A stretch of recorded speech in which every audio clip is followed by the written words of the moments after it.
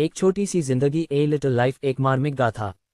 प्रस्तावना। एक छोटी सी जिंदगी केवल एक उपन्यास नहीं, बल्कि मनुष्य के दर्द, संघर्ष, प्रेम, मित्रता और मानसिक स्वास्थ्य की जटिलताओं की एक गहरी कथा है। इस उपन्यास की आत्मा एक ऐसे व्यक्ति की कहानी है जो बचपन की भीषण यातनाओं के बाद भी जीवन जीने की कोशिश करता है, लेकिन अंदर से टूटा हुआ होता है। ये कहानी 4 दोस्तों की जिंदगी के इर्द गिर्द घूमती है, जूड, विलेम, जेबी और मलकॉम। लेकिन धीरे धीरे ये केवल जूड की त्रासदियों और उसके संघर्षों की कहानी बन जाती है। प्रारंभिक जीवन और मित्रता। कहानी न्यूयॉर्क शहर से शुरू होती है, जहां चारों दोस्त जूड सेंट फ्रांसिस, विलेम रागना, मलकॉम इरविंग और जेबी मारियन कॉलेज की पढ़ाई पूरी कर चुके हैं और अब अपने अपने करियर की शुरुआत कर रहे हैं। जेबी एक चित्रकार है जो अपने दोस्तों को कैनवस पर उकेरता है। मलकॉम एक मध्यम वर्गीय परिवार से आता है और वास्तुकार बनने की राह पर है। विलेम एक गरीब पृष्ठभूमि से आया हुआ संघर्षरत अभिनेता है और जूड एक रहस्यमयी और बेहद प्रतिभाशाली वकील है जिसके अतीत के बारे में कोई नहीं जानता। चारों एक दूसरे के बहुत करीब होते हैं, लेकिन जूड सबसे अलग और चुप चुप रहता है। वह न तो अपने अतीत के बारे में बात करता है और न ही अपनी शारीरिक पीड़ा के बारे में। जूड का छुपा हुआ अतीत। जैसे जैसे कहानी आगे बढ़ती है, जूड के अतीत की परतें खुलने लगती हैं। उसका जन्म कहाँ हुआ, ये कोई नहीं जानता।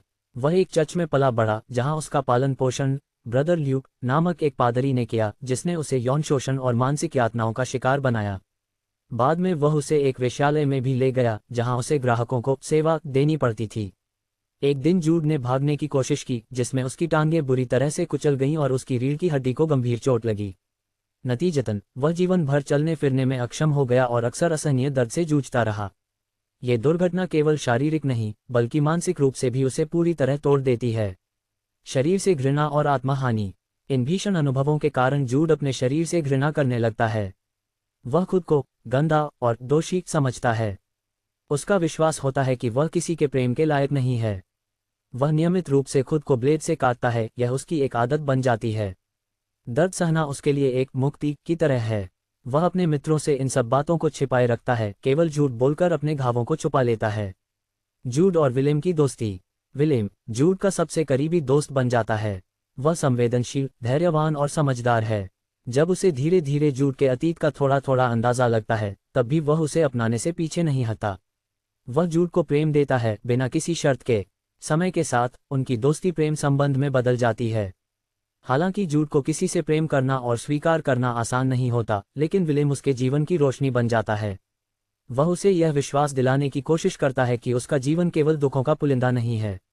एक परिवार की तलाश। जूड को कभी माता पिता का प्रेम नहीं मिला था। जब हेरोल्ड स्टीन नामक एक प्रोफेसर, जो जूड को स्नेह से देखता था, उसे गोद लेने का प्रस्ताव देता है, तो जूड चौंक जाता है। हेरोल्ड और उनकी पत्नी जूलिया उसे कानूनी रूप से अपना बेटा बना लेते हैं। यह उसके जीवन में पहली बार होता है जब कोई उसे बिना शर्त अपनाता है। लेकिन फिर भी जूड अपने अंदर के घावों को भरने नहीं देता। वह बाहरी प्रेम को स्वीकार तो कर लेता है, लेकिन आत्मघृणा को छोड़ नहीं पाता। प्रगति और पतन। जूड पेशेवर रूप से एक सफल वकील बन जाता है। उसे सम्मान मिलता है, प्रसिद्धि मिलती है और एक ऐसा सामाजिक दायरा जो उससे प्रभावित है। लेकिन यह बाहरी सफलता केवल एक नकाब है। अंदर से वह टूट चुका है। वह खुद को किसी के सामने पूरी तरह खोलने में असमर्थ है।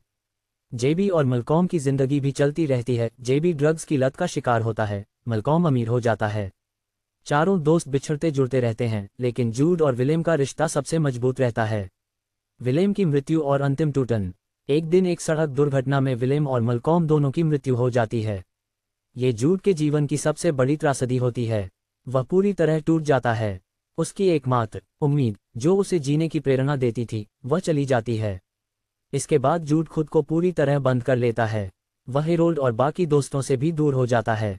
उसका खुद को नुकसान पहुंचाने का सिलसिला और बढ़ जाता है। अंतिम निर्णय। हेरोल्ड उसे रोकने की बहुत कोशिश करता है। वह उसे अस्पताल में भर्ती कराता है, चिकित्सकों से सलाह लेता है, लेकिन जूड किसी भी तरह की चिकित्सा या भावनात्मक उपचार स्वीकार नहीं करता। अंततः एक दिन जूड आत्महत्या कर लेता है। वह पीछे छोड़ जाता है कुछ पत्र, एक वसीयत और अपने दोस्तों की यादें। कहानी का भावनात्मक प्रभाव। एक छोटी सी जिंदगी एक ऐसी कथा है जो दिल को चीर देती है।